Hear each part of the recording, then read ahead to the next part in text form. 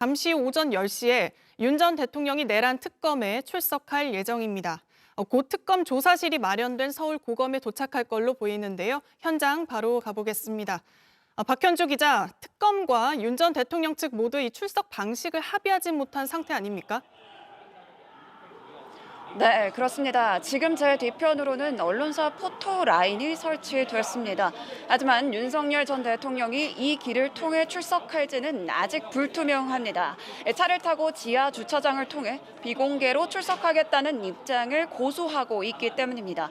특검은 지상 현관을 통한 출입만 출석으로 간주하겠다는 방침입니다. 그래서 경찰 인력을 배치하고 지하 주차장을 막아놨습니다. 만일의 상황을 대비하기 위해서 이 응급차 한 대도 대기하고 있습니다. 대통령 경호처와 공개 출석을 전제로 출석 시 동선 점검까지 마쳤습니다. 윤 전 대통령 측은 일단 내란 특검 사무실이 있는 고검 청사까지는 가겠다고 했습니다. 그러면서 일단 지하 주차장으로 가서 특검 측과 다시 협의하겠다고 밝혔습니다. 출입 방식을 현장에서 조율할 가능성도 있어서 상황은 조금 더 지켜봐야 할 것 같습니다. 네, 만약 오늘 대면 조사가 이뤄진다면 어떤 방식으로 이뤄지게 됩니까? 윤 전 대통령이 이곳 포토라인을 통해 출석할 경우 곧바로 조사실로 이동하게 됩니다. 전직 대통령이 조사받을 때 보통 예우 차원에서 시작 전 티타임을 갖기도 하는데요. 하지만 내란 특검이 특혜는 없다고 강조한 만큼 티타임이 이루어지지 않을 가능성도 있습니다. 조사가 이루어지면 특검은 윤 전 대통령이 비상계엄 직후 비화폰 기록을 삭제하도록 지시했는지 추궁할 계획입니다. 비상계엄 선포를 전후해 이 열린 국무회의에 대한 질문도 있을 것으로 예상됩니다.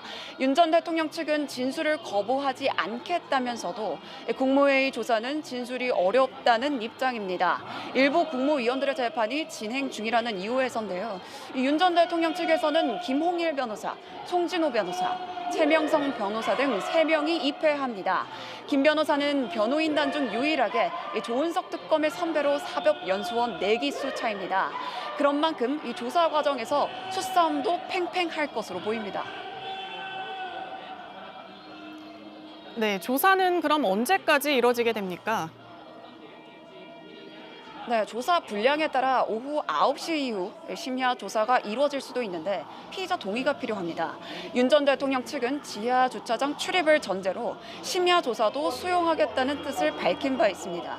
특검팀은 조사와 관련된 부분에 대해선 윤 전 대통령 측 의사를 반영하겠다는 방침인데요. 다만 조사는 이번 한 번으로 끝나는 게 아니라 여러 차례 필요하다는 입장입니다.